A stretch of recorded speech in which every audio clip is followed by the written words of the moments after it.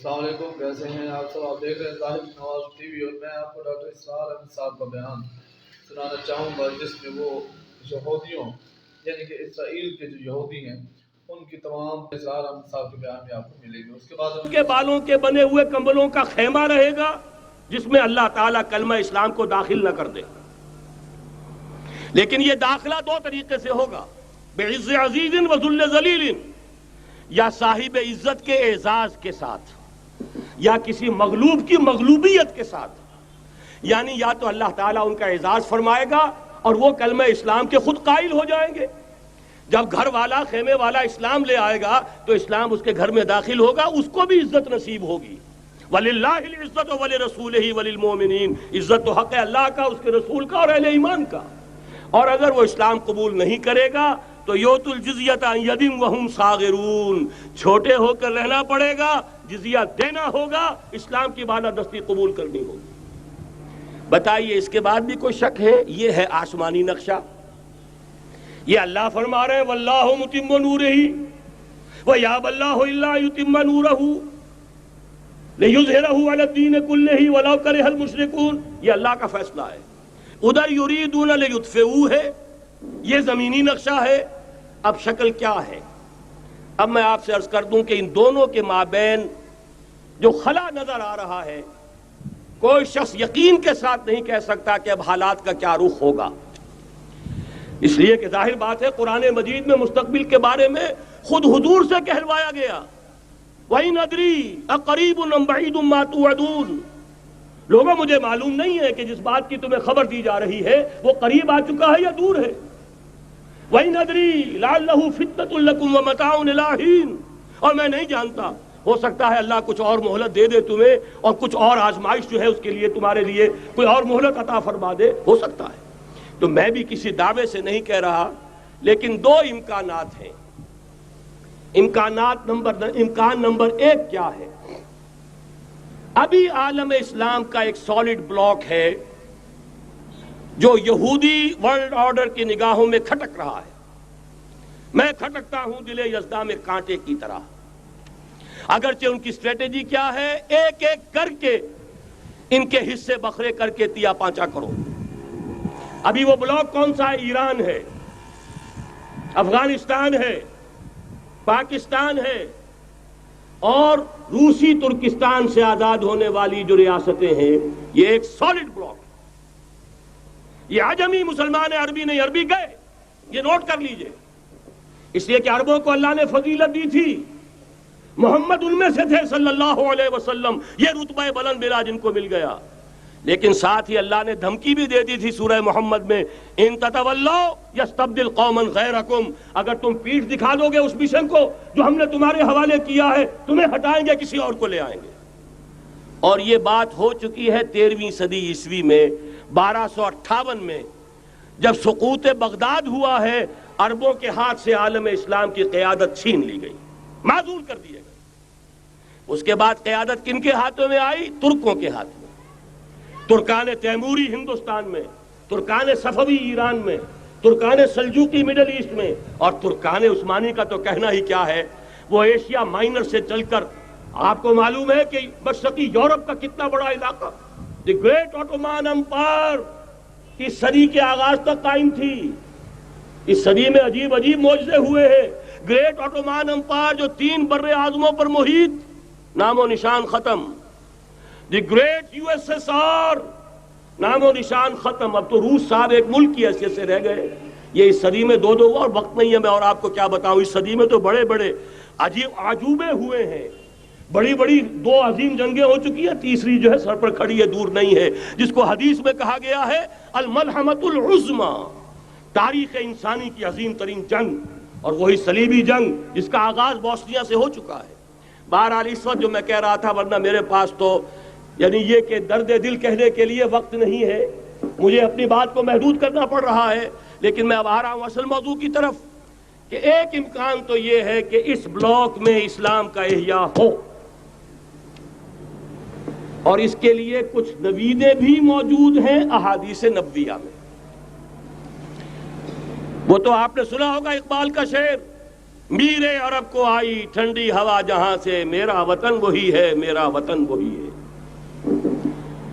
حدیث میں آتا ہے یخرج ناس من المشرق یؤتون للمہدی یعنی سلطانہ، مشرق سے فوجیں نکلیں گی کہ جو کہ مہدی کی حکومت قائم کریں گی۔ یہ مہدی اہل تشیع کے مہدی اور ہیں، ہمارے مہدی اور ہیں۔ اہل تشیع کے عقیدے کے مطابق ان کے بعد میں امام جو روپوش ہو گئے تھے وہ امام مہدی ہیں، وہ ظاہر ہو جائیں گے، ابھی امام غائب ہیں، پھر وہ ظاہر ہو جائیں گے۔ ہمارے نزدیک یہ مہدی پیدا ہوں گے یا ہو چکے ہوں، اور یہ ہوں گے حضرت فاطمہ کی نسل ہی سے رضی اللہ تعالی عنہا، لیکن عالم عرب کے اندر پھر ایک طاقت بن کر ابھریں گے، باطل کی قوتوں کے خلاف جہاد کریں گے، لیکن ان کو مدد آئے گی دو طرف سے، ایک زمینی مدد آئے گی مشرق سے، ایک آسمانی مدد آئے گی۔ عیسیٰ ابن مریم کا نزول، حضرت مسیح علیہ السلام جو زندہ آسمان پر اٹھائے گئے تھے نازل ہوں گے، اور در حقیقت ان دو مددوں کے نتیجے میں پھر یہود کا قلعہ قمع ہوگا، اور یہی گریٹر اسرائیل ان کا گریٹر گریو یارڈ بن کر رہے گا، عظیم تر قبرستان بن کر رہے گا۔ اس کی بڑی واضح حدیثیں موجود ہیں، اس کی بڑی تفصیلی خبریں موجود ہیں، یہ احادیث کی کتب کے اندر، بدقسمتی سے ہماری اس کی طرف توجہ نہیں۔ ایک تو یہ ہو سکتا ہے، اسی طریقے سے ایک اور حدیث ہے یخرج من خراسان رایات سود، اور یہ مسلم شریف کی روایت ہے، نوٹ کیجئے گا، نہیں ترمذی شریف کی روایت ہے، یخرج من خراسان رایات سود لا يردها شيء حتى تنصب بإيلیا۔ اور خراسان حضور کے زمانے میں آج کے افغانستان کا نام تھا۔ یہ افغانستان میں جو جہاد ہوا ہے، غلطیاں ہوئی ہیں اور غلطیوں کا خمیازہ بھگت رہے ہیں۔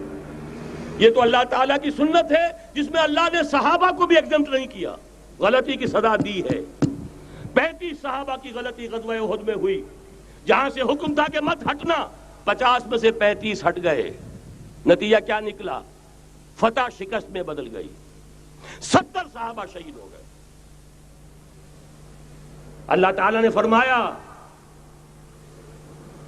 وَلَقَدْ صَدَقَكُمُ اللَّهُ وَعْدَهُ إِذْ تَحُسُّونَهُم بِإِذْنِهِ حَتَّىٰ إِذَا فَشِلْتُمْ وَتَنَازَعْتُمْ فِي الْأَمْرِ وَعَصَيْتُم مِّن بَعْدِ مَا أَرَاكُم مَّا تُحِبُّونَ۔ مسلمانوں ہم سے گلہ نہیں کر سکتے، ہم نے اپنا وعدہ سچا کر دکھا دیا تھا جبکہ تم انہیں گاجر مولی کی طرح کاٹ رہے تھے، لیکن جب تم ڈھیلے پڑ گئے، تم نے ڈسپلن کو توڑا، تم نے اختلاف کیا، تو سزا دی ہم نے۔ تو اگر صحابہ کرام رضوان اللہ تعالی علیہ مجمعین خیر الناس بعد الانبیاء، پوری نوع انسانی کے اندر انبیاء کے بعد بلند ترین انسان، اگر ان کی بھی غلطی کا خمیازہ جو ہے اللہ نے چکھایا، کیوں چکھایا؟ ضروری تھا، آئندہ کے لیے سبق ہو جائے۔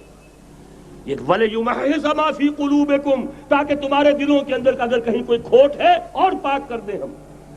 اس لیے بہرحال غلطیاں ہوئی ہیں افغانستان میں، ایک امام کے ساتھ بیعت نہیں تھی، بلکہ بدقسمتی اور بڑھ کر یہ ہے بیعت کر کے توڑ دی۔ عبد الرسول سیاف صاحب کے ہاتھ پر ہمارے پاکستان کے 7 گروپ جو تھے، انہوں نے عین حرم میں بیٹھ کر بیعت کی اور پاکستان آ کر بیعت توڑ دی۔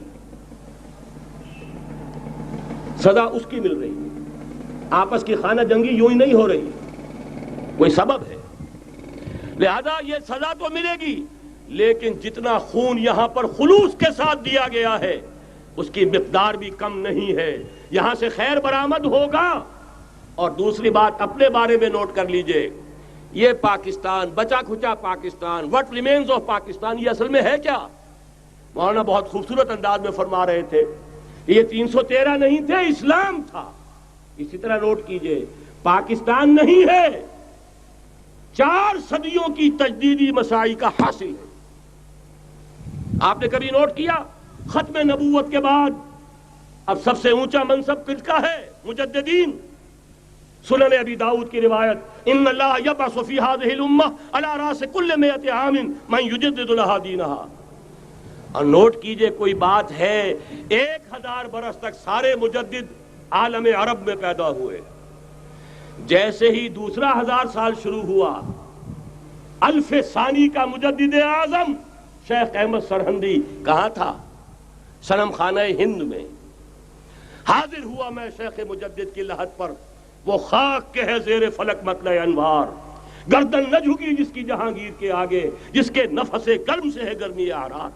وہ پھر 12ویں صدی کا مجدد اعظم امام الہند شاہ ولی اللہ دہلوی، 13ویں صدی کا مجدد اعظم سید احمد بریلوی، اس کے خون کا امین اور اس کے ساتھ کے شہداء کے خون کا امین، ان کے جسموں کا امین آپ کا خطہ ہزارہ، آپ کا خطہ سوات، اس میں ان کی جانیں ہیں جو دی گئی ہیں۔ اور وہ نہایت میں آپ سے عرض کر دوں، دور صحابہ کے بعد اتنا خالص اسلامی جہاد پوری مسلمان تاریخ میں نہیں ملے گا جتنا وہ تحریک شہیدین کا تھا۔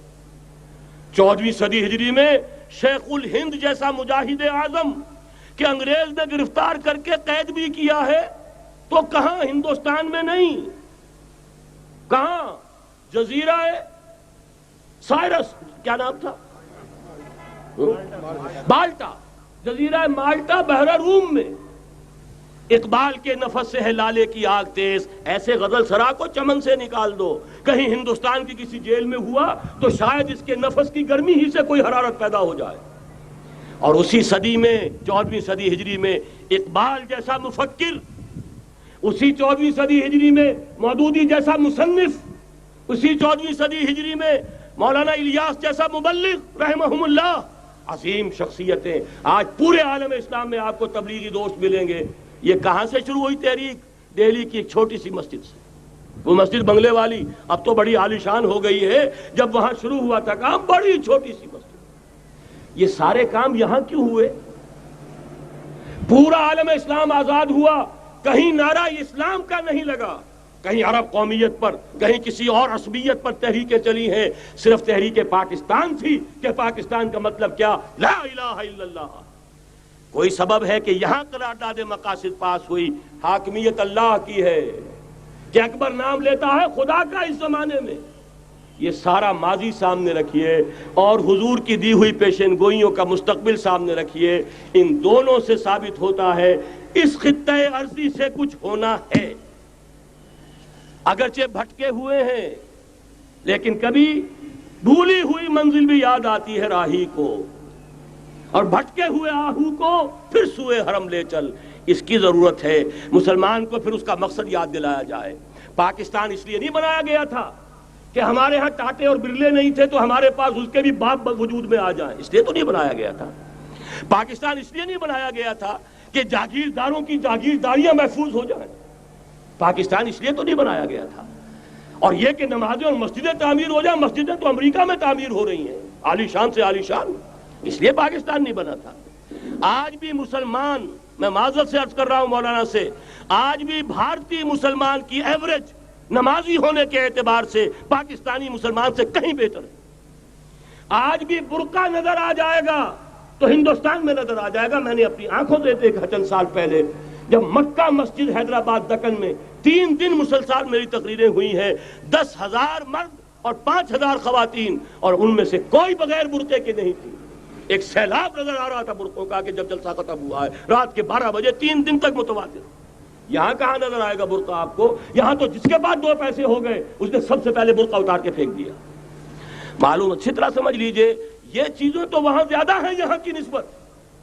اصل ضرورت تھی کہ یہاں اس نظام کو قائم کیا جائے، وہ نظام عدل اجتماعی، وہ جس میں حریت ہو، جس میں عام آدمی بھی خلیفہ وقت کو ٹوک سکے۔ یہ کرتا کیسے بن گیا؟ ایک خاتون بھی کھڑی ہو کر دامن پکڑ لے، عمر تمہیں کیا حق ہے کہ ہمارے مہر کے اوپر پابندی لگا رہے ہو، جبکہ اللہ نے نہیں لگائی۔ اللہ قرآن میں قنطارہ کا لفظ استعمال کر رہا ہے۔ ڈھیروں سونا دے دے کوئی شخص اپنی بیوی کو مہر کے اندر، طلاق دیتے وقت اس میں سے کچھ نہیں لے سکتا، آپ کون ہوتے ہیں ہمارے حق کے اوپر پابندی لگانے والے؟ اور عمر نے کہا، آج ایک بڑھیا نے وہ اب عمر کو دین سکھایا، آرڈیننس واپس۔ حضرت سعد بن ابی وقاص رضی اللہ تعالی عنہ جو فاتح ایران تھے، وہ گورنر ایسے ہی نہیں بن گئے تھے ریوڑیاں بٹی ہو اور گورنر ہی مل گئی ہو، وہ تو خود فاتح تھے ایران کے، اس لیے گورنر تھے۔ صرف ایک پرچہ پہنچا ہے بارگاہ خلافت میں، حضرت عمر فاروق کے پاس انفارمیشن آئی، سعد نے اپنے گھر کے باہر ڈیوڑی بنا لی ہے اور ایک دربان کھڑا کر دیا ہے۔ حضرت بلال کو بھیجا ہے رقعہ دے کر، اور یہ حکم تھا کہ بلال پہلے تو جاتے ہی ڈیوڑی میں آگ لگا دینا، پھر یہ رقعہ دینا میرا. اور رقعے میں لکھا ہوا تھا، اے سعد، لوگوں کو ان کی ماں نے آزاد جانا تھا، تم نے انہیں اپنا غلام کب سے بنا لیا ہے. یہ دربان کھڑے کر دیے اپنے آگے. وہ حریت، وہ مساوات کہ جا رہا ہو خلیفہ وقت اور چارج لینے جا رہا ہے بیت المقدس کا، کوئی ذاتی علاج کے لیے نہیں جا رہا، سیر و سیاحت کے لیے نہیں جا رہا، چارج لینے کے لیے بالکل سرکاری وزٹ ہے، آفیشل وزٹ ہے، اسٹیٹ وزٹ ہے. اور حال کیا ہے؟ 700 میل کا فاصلہ طے کرنا اور ایک اونٹنی، کوئی انٹوریج نہیں، کوئی خدم و حشم نہیں، کوئی جمبو جٹ بھرے ہوئے نہیں، کچھ نہیں. ایک اونٹنی، ایک خادم.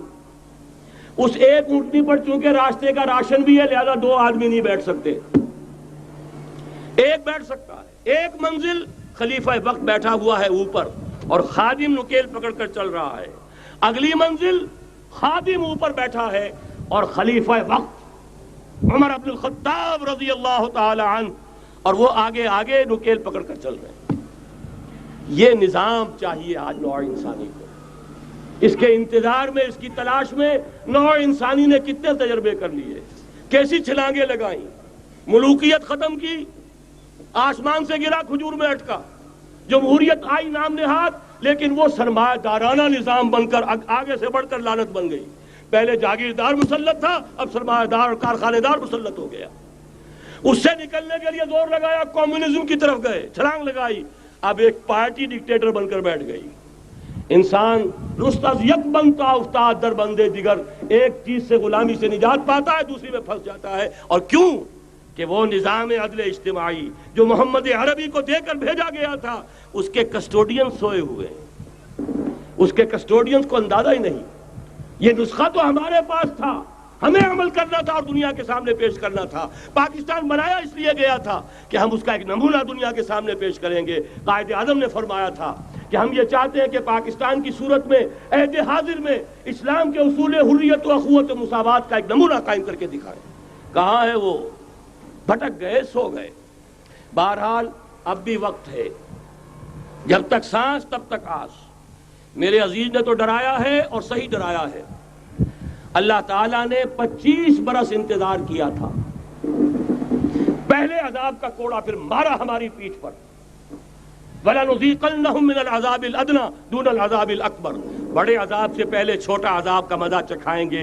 لَعَلَّهُمْ يَرْجِعُونَ، شاید کہ لوٹ آئیں.